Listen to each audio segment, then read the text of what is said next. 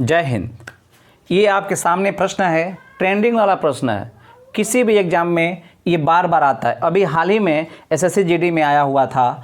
इस प्रश्न का इनमें से कौन सा ऑप्शन होगा? आइए इसको हल करते हैं। ऐसे प्रश्नों को हल करने के लिए शॉर्ट ट्रिक क्या होता है तो ध्यान दीजिएगा। तो इसके लिए सबसे पहले इन दोनों दिए गए अंकों को जोड़ लेना है, जो कितना आ जाएगा 7 5 12 हो जाएगा, और 12 का पुनः आधा कर देना है। जोड़ने के बाद जो योगफल आएगा उसका आधा कर देना है, जो कि 6 हो जाएगा। ठीक है, और 6 के बाद यहाँ माइनस है तो यहाँ माइनस कर देंगे, और इन दोनों का गुणनफल कर देंगे, गुणा कर देंगे। करनी में है तो करनी में ही कर देंगे। ऐसा हो जाएगा 7 5 35, और ये आपका आंसर हो गया। यानी ऑप्शन कौन सही होगा? सॉरी, एक इसमें से धन है, एक ऋण है, तो ये ऋण है, तो ये आपका आंसर हो जाएगा। आइए समझते हैं कि ऐसे कैसे हो गया, ये ट्रिक कैसे काम करता है। मतलब बेसिक समझने का प्रयास करते हैं। तो ध्यान दीजिएगा, जब भी ऐसा प्रश्न होता है तो ध्यान दीजिएगा। आप जानते हैं कि नीचे से करनी को हटाने के लिए इसी संख्या से चिन्ह को बदल करके ऊपर नीचे गुणा करते हैं। तो जब गुणा करेंगे तो करनी में 7 यहाँ पे है, चिन्ह बदल देंगे, धन ऋण कर देंगे। करनी में 5 है तो करनी में 5 कर देंगे।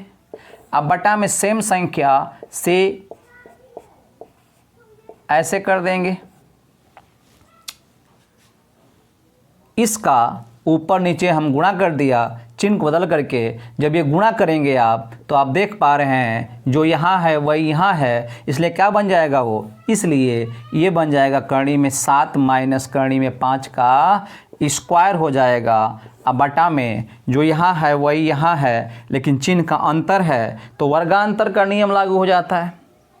वर्गांतर में क्या होता है, a का स्क्वायर यानी करनी में 7 का स्क्वायर, अब माइनस b का स्क्वायर होता है। b का मतलब करनी में 5 का स्क्वायर।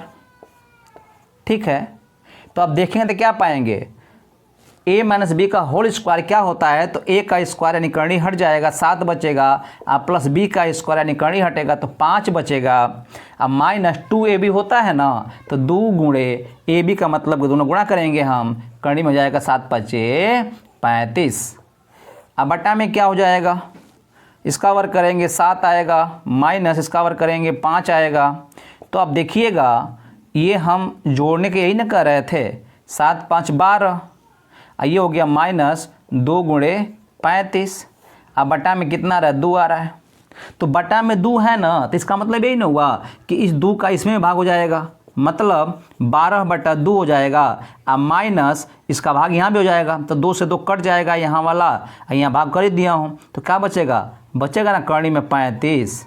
ठीक है, ये 6 हो जाएगा, अब माइनस हो जाएगा करनी में 35। तो इतनी लंबी प्रक्रिया को इतना में हम कम से कम समय में कर सकते हैं अगर अभ्यास कर लेते हैं। तो ऐसे ही बेसिक और ट्रिक दोनों को समझने के लिए हमारे चैनल को सब्सक्राइब कर